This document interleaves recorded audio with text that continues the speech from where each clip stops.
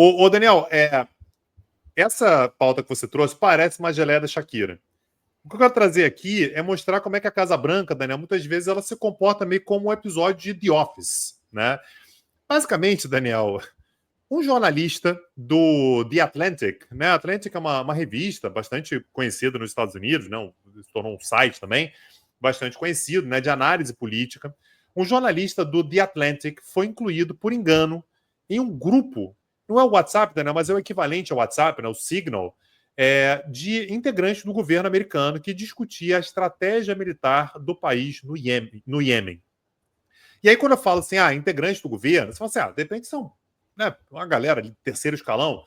Não, Daniel, quem estava nesse grupo, que incluiu um jornalista, por engano, são simplesmente o vice-presidente J.D. Vance, o secretário de Defesa, o Peter Hegseth, o secretário de Estado, Marco Rubio, o secretário do Tesouro, Scott Bessent, o conselheiro de Segurança Nacional, Mike Waltz, o diretor da CIA, o John Ratcliffe, e a chefe de gabinete da Casa Branca, a Suzy Wiles. Só faltava o Trump, Daniel. Era a galera toda, só o Trump que não entrou. E, basicamente, Daniel, nesse grupo foram compartilhados detalhes absolutamente sensíveis acerca da guerra no Iêmen, acerca dos ataques que os Estados Unidos vêm promovendo contra os Houthis no Iêmen, como alvos, armamentos utilizados, sequências de ataque, de forma completamente despreocupada com a privacidade da conversa. Não apenas houve um erro banal, né, um erro amador de colocar um jornalista no meio dessa história toda, como também, Daniel, você está trocando informações muito sensíveis num ambiente que não tem nada registrado. Você tem uma conversa ali, um grupo, que a qualquer momento qualquer pessoa pode ir lá e apagar. E aí, inclusive, você tem, por exemplo, o Mike Waltz, Daniel, que é o conselheiro de segurança nacional do Trump, que mandava mensagens temporárias. Então, ele mandava mensagem, um pouquinho depois a mensagem ela era apagada. O que é crime, tá, Daniel? Isso é crime federal. Você não pode ocultar, apagar mensagens que são enviadas acerca de um tema tão sensível quanto um ataque a um outro país. E agora é o Signal, né, Tanguy? O aplicativo que foi utilizado por eles. É o Signal, não é o WhatsApp, mas é o equivalente, né, Daniel? É muito parecido ali as funcionalidades.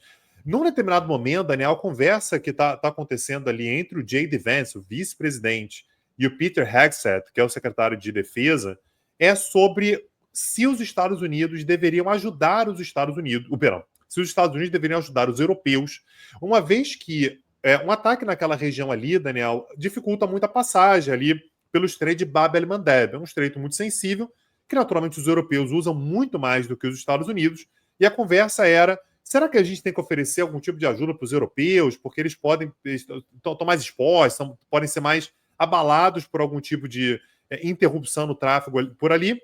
E a resposta foi a seguinte: J.D. Vance, o vice-presidente, disse o seguinte, falando para o Peter Hegseth, olha, se você acha que devemos fazer alguma coisa, podemos fazer. Só odeio ter que salvar a Europa de novo.